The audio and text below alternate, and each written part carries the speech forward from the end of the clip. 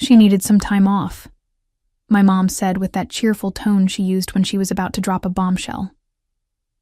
I stood there at San Diego International Airport, staring at my Aunt Cheryl's overstuffed suitcases beside my parents' matching luggage set. The custom tags I had ordered 3 weeks ago with their names embossed in gold letters suddenly felt like a cruel joke. My name is Kayla Donovan. I'm 34 years old, and I work as a software consultant here in San Diego. I had spent the last 4 months planning what I thought would be the perfect surprise for my parents, a fully paid 7-day luxury vacation to Australia. It was my way of saying thank you for 20 years of unwavering support through my career struggles, my messy divorce, and every triumph along the way. They deserved something extraordinary, but standing there in the departure terminal, watching Cheryl adjust her oversized sunglasses while complaining about the airport coffee prices, I felt something cold settle in my stomach. This wasn't how I had imagined this moment. I had pictured my parents' faces lighting up as I handed them their boarding passes, not this awkward family reunion that nobody had consulted me about. "I thought this trip was for you two," I said, barely managing to keep my voice steady. The boarding announcement for their flight echoed overhead, and other passengers were already lining up. Dad shifted uncomfortably, avoiding my eyes. "We thought you wouldn't mind, sweetheart. Besides, Cheryl's had a really rough year with the job market and everything." Cheryl jumped in before I could respond. "I've been so stressed, Kayla. You know how hard it is for someone my age to find work. Your parents are just being thoughtful." She said this while examining her freshly manicured nails, which somehow didn't match the image of someone who couldn't afford basic necessities. I looked at the travel packets in my hands, meticulously organized itineraries that I had crafted with the help of 3 different travel agents. Business class seats that I had specifically upgraded for my parents' comfort. Private tours of the Sydney Opera House and the Blue Mountains that were booked under my name and required my identification. The scenic helicopter ride over the 12 Apostles that I had splurged on because Dad had mentioned wanting to see them from above. None of them knew about the careful planning, the personal touches, or the fact that everything was tied to my name and credit card for verification purposes. They saw it as just another vacation, easily transferable to whoever needed it most. The boarding announcement came again, more urgent this time, and I realized this moment would define everything that came next. Growing up, my parents Gregory and Linda Donovan had been the foundation of everything good in my life. They were both retired educators who had spent their careers shaping young minds in San Diego's public school system. Dad taught high school mathematics for 32 years, while Mom dedicated herself to elementary education, specializing in helping struggling readers find their confidence. They approached parenting the same way they approached teaching, with patience, wisdom, and an unwavering belief that everyone deserved support. Throughout my 20s, when I was bouncing between entry-level tech jobs and trying to establish myself as an independent consultant, they never once made me feel like a burden. When I moved back home for 8 months after my divorce, they welcomed me with open arms and helped me rebuild my confidence. They celebrated every small victory in my career and offered guidance during the inevitable setbacks that come with entrepreneurial life. But there had always been one complicating factor in our family dynamic: Cheryl Lambert, my mother's younger sister. At 61, Cheryl had perfected the art of playing the victim while avoiding any real responsibility for her circumstances. She had been between jobs for the better part of 3 years, living off a combination of unemployment benefits, family loans, and what she called temporary financial assistance from anyone willing to provide it. The pattern was always the same. Cheryl would appear at family gatherings with elaborate stories about promising job interviews that mysteriously fell through, or demanding employers who didn't appreciate her unique skill set. She had a master's degree in communications, but claimed the industry had changed too much for someone with her experience. She applied for positions sporadically, usually ones that were either far below or far above her qualifications, then complained when nothing materialized. What frustrated me most was how my parents enabled her behavior. They saw her struggles through the lens of their teaching experience, always believing that with enough support and encouragement, anyone could turn their situation around. They didn't see what I saw. The designer handbags she somehow afforded. The expensive salon treatments she prioritized over job interviews. The way she conveniently had family emergencies whenever temporary work became available. Mom had mentioned Cheryl's latest crisis during our last phone conversation 2 weeks ago. Something about her landlord raising the rent and how stressed she was about making ends meet. I had listened sympathetically, while privately noting that Cheryl's rent problems seemed to coincide perfectly with her decision to take a long weekend in Las Vegas the month before. Still, I had never imagined that my parents would make such a significant decision without consulting me. The Australia trip wasn't just a vacation. It was my expression of gratitude for everything they had given me. I had wanted to share that experience with them, to see their faces when they experienced the Sydney Harbour Bridge at sunset, or watched kangaroos in their natural habitat. Now, as I watched Cheryl check her reflection in her phone camera, I realized that my parents viewed this gift very differently than I did. The boarding process began, and I handed over the travel documents with a smile that felt like it might crack my face. The tickets were printed with my parents' names, along with the confirmation numbers for everything I had arranged. As they headed toward security, I noticed Cheryl struggling with her oversized carry-on bag, complaining loudly about airline restrictions. "Have an amazing time," I called after them, and I genuinely meant it for my parents. They deserved this trip, even if it wasn't unfolding the way I had envisioned. But as I walked back to my car, something shifted inside me. The initial shock was giving way to a different emotion. Not anger exactly, but a cold clarity about the situation. I sat in the parking garage for several minutes, thinking about the conversation I had just witnessed, and the assumptions that had been made. My phone buzzed with a text from Mom. "Thank you again for this incredible gift. We'll send lots of photos." I stared at the message for a long time before responding. Enjoy every moment. What my family didn't know was that this trip was far more complex than handing over plane tickets. Every element had been carefully coordinated and required verification that I was the primary guest. The luxury car service in Sydney had my name and identification requirements. The boutique hotel in Circular Quay had my credit card on file and specific check-in procedures. The private tours I had arranged through Oxbend Technologies' corporate travel division were non-transferable without advance notice and proper documentation. Most significantly, the scenic helicopter tour over the 12 Apostles that I had splurged on as the trip's highlight required all passengers to be pre-approved with passport information and emergency contacts. I had submitted only my parents' details weeks ago, and the aviation company's insurance policies were strict about last-minute changes. As I drove home through the familiar streets of San Diego, I thought about the irony of the situation. My parents had taught me the importance of personal responsibility and following through on commitments. They had instilled in me the values of hard work and integrity that had built my successful consulting practice. Yet somehow, when it came to Cheryl, those same principles seemed to evaporate. I spent the evening reviewing my travel insurance policy and the terms and conditions of every booking I had made.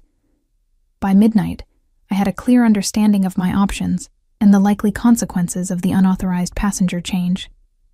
I also had my laptop open to flight booking websites, exploring some interesting possibilities for my own immediate future. The next morning, I would wake up to frantic phone calls from Australia. But tonight, I poured myself a glass of wine and began researching luxury resorts in Queensland. If my carefully planned family vacation was about to become Cheryl's free ride, perhaps it was time to plan something even better, just for myself. The first call came at 3 a.m. San Diego time, which meant my parents had been in Sydney for exactly 6 hours. My phone buzzed insistently on the nightstand, displaying Dad's number. I let it go to voicemail, then listened to his message with growing satisfaction. "Kayla, honey, we're having some trouble here. The car service won't release the rental without you being present to show identification. They keep saying the booking requires the primary guest to verify everything. Could you call us back when you get this? We're kind of stuck at the airport." The second call came 20 minutes later, this time from Mom's phone. Her voice was strained with the kind of exhaustion that comes from dealing with bureaucracy while jet-lagged. "Sweetheart, There seems to be some confusion about the hotel reservation. The front desk manager says they need you to confirm the booking personally or provide written authorization for us to check in. Cheryl is getting really upset, and we don't know what to do. The lobby is full of people, and we just want to get to our room.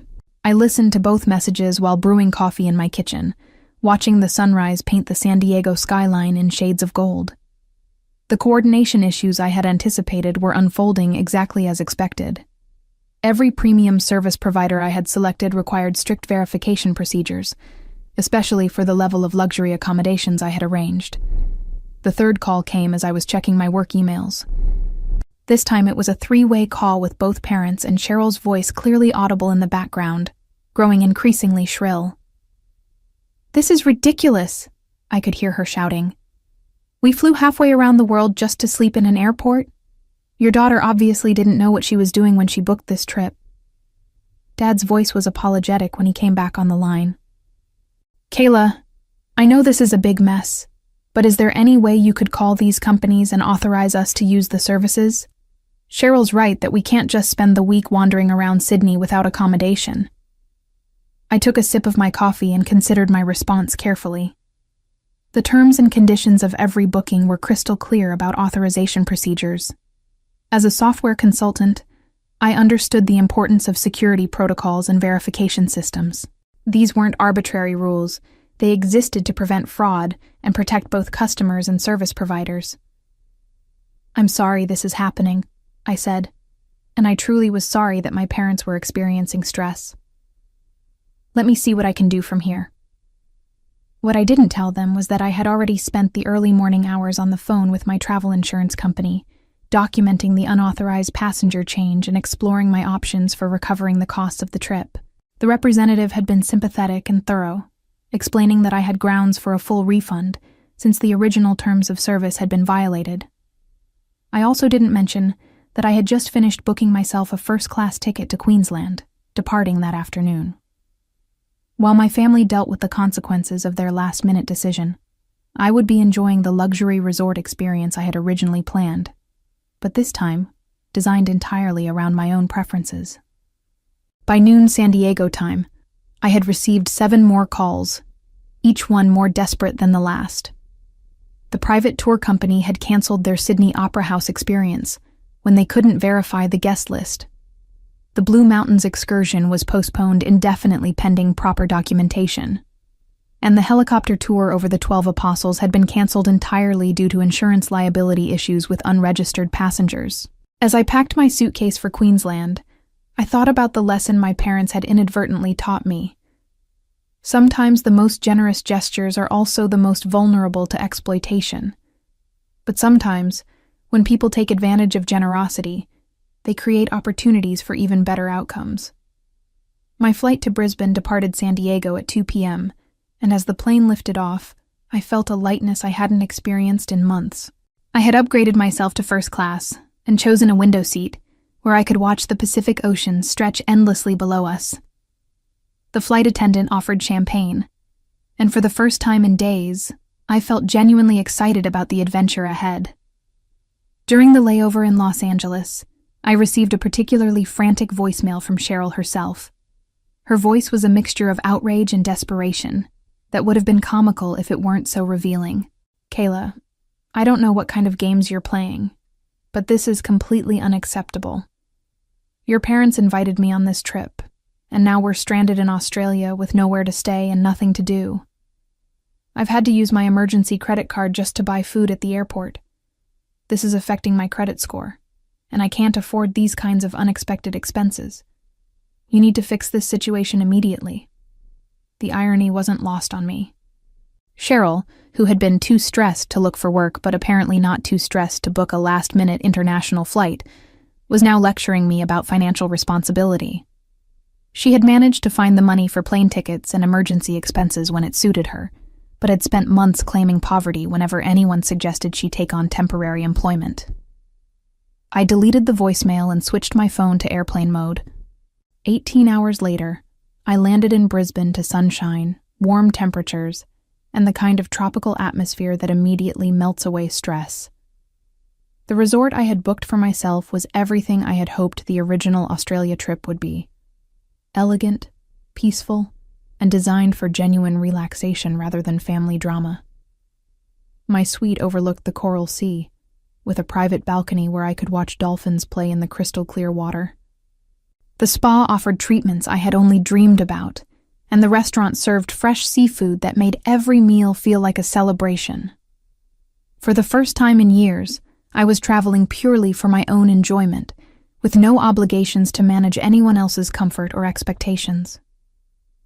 On my second day, while enjoying a massage that erased months of work tension, I received a text message from Mom that made everything clear. "We're flying home early. This trip hasn't worked out the way we expected. Cheryl is very upset about the accommodations, and we think it's better to cut our losses." I read the message twice, then put my phone away and returned to my massage. They were giving up after 2 days in one of the world's most beautiful cities because the luxury amenities I had arranged weren't accessible to their uninvited guest. Instead of adapting to the situation or finding alternative accommodations, they had chosen to retreat. That evening, as I sipped a cocktail on my balcony and watched the sunset paint the ocean in shades of pink and gold, I realized that this solo vacation was teaching me something important about my own boundaries. For years, I had prioritized other people's comfort over my own needs, making sacrifices and accommodations that were rarely acknowledged or appreciated. The Australia trip I had originally planned was about expressing gratitude, but this Queensland experience was about reclaiming my own sense of adventure and independence. I was rediscovering the joy of making decisions based purely on what would make me happy, rather than what would keep everyone else satisfied. Tomorrow, I plan to take a helicopter tour of the Great Barrier Reef, something even more spectacular than the 12 Apostles experience I had arranged for my parents. This time, there would be no complications, no unauthorized passengers, and no family drama to diminish the wonder of the moment. The helicopter tour over the Great Barrier Reef exceeded every expectation I had harbored. Flying above the coral formations in perfect weather, with a knowledgeable pilot who pointed out marine life and geological features, I experienced the kind of awe that makes you understand why people become addicted to travel. The water below us shifted through impossible shades of blue and turquoise, and I could see sea turtles and rays moving through the coral gardens like living art. As we touched down back at the helipad, I felt profoundly grateful, not just for the experience itself, but for the series of events that had led me here.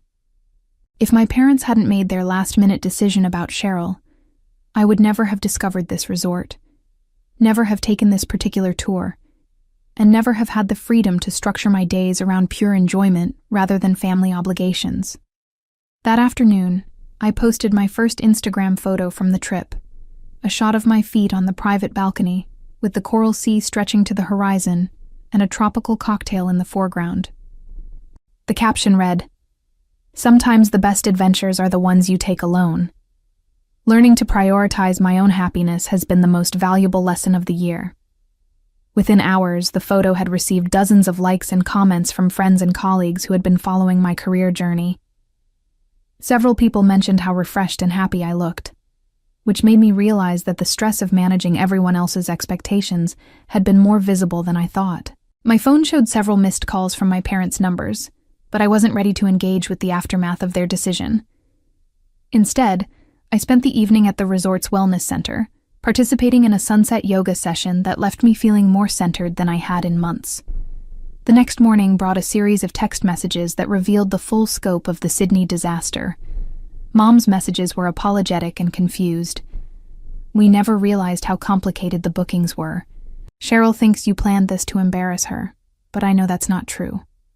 We should have discussed the change with you first." Dad's message was more direct. "We made a mistake, and I'm sorry. Cheryl's upset about the money she spent on the flight, but that's not your responsibility. We hope you can forgive us for not thinking this through." But it was Cheryl's message that revealed her true character. "I know you did this on purpose to make me look bad. You're just like your mother's family, always looking down on people who are going through hard times. When I get home, I'm going to make sure everyone knows how selfish and vindictive you really are." I read her message twice, then blocked her number. The threat to damage my reputation with family members was exactly the kind of manipulative behavior I had observed for years, but never directly experienced.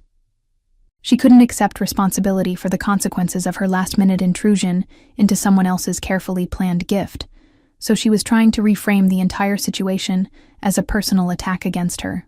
That evening, I had dinner at the resort's finest restaurant, where I ordered the seafood tasting menu and paired it with an Australian wine that the sommelier recommended. As I watched other solo travelers and couples enjoying their meals in the elegant dining room, I realized that I had stumbled onto something transformative. This wasn't just a vacation anymore. It was a blueprint for how I wanted to live my life going forward. The resort experience had shown me the value of investing in experiences that genuinely brought me joy, rather than constantly sacrificing my own preferences to accommodate other people's needs or expectations. Tomorrow would be my last full day in Queensland, and I was already planning my next solo adventure. On my final day in Queensland, I decided to document the full scope of my solo Australian adventure. I spent the morning taking photos at every beautiful location within the resort. The infinity pool that seemed to merge with the ocean, the tropical gardens where rainbow lorikeets posed obligingly for pictures, and the spa pavilion where I had discovered the restorative power of genuine self-care. Each photo told a story of independence and joy that contrasted sharply with the chaos my family was experiencing in Sydney. I wasn't being vindictive.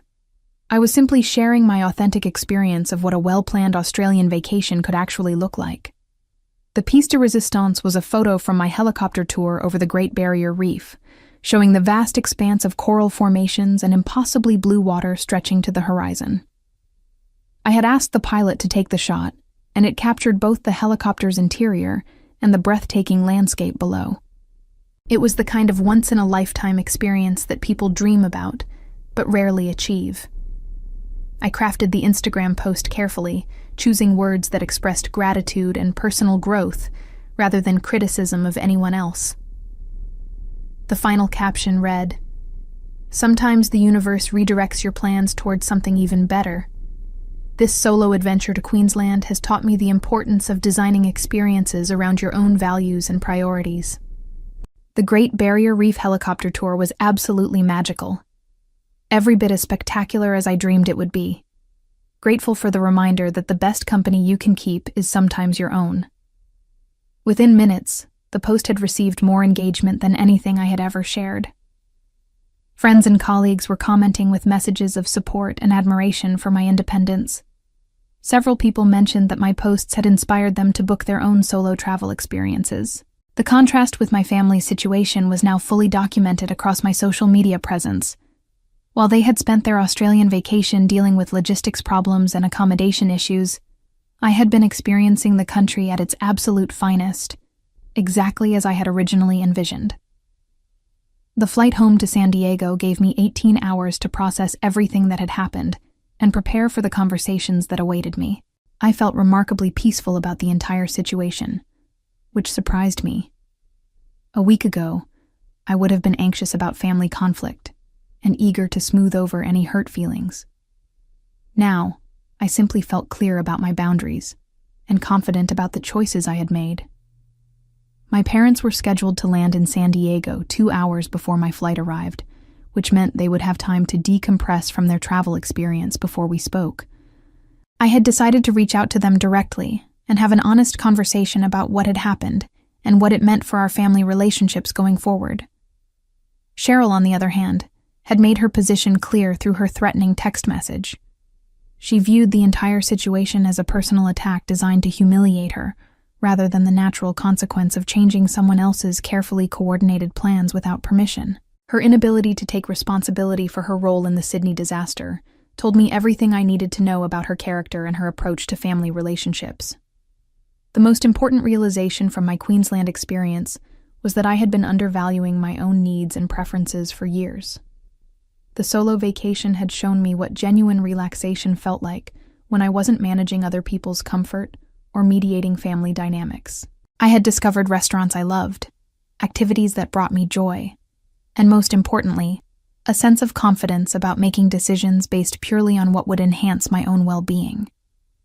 As the plane began its descent into San Diego, I looked out at the familiar coastline and felt excited about returning home.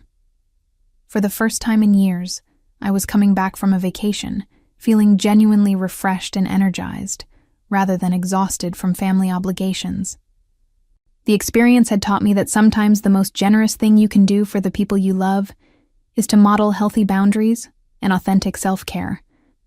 As I settled back into my San Diego routine, I reflected on how dramatically my perspective had shifted in just 1 week.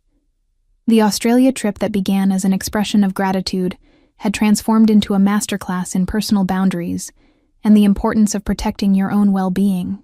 Looking ahead, I knew my relationships with family would never return to their previous patterns, and I was grateful for that change, because it meant I could finally prioritize my own happiness without guilt or apology.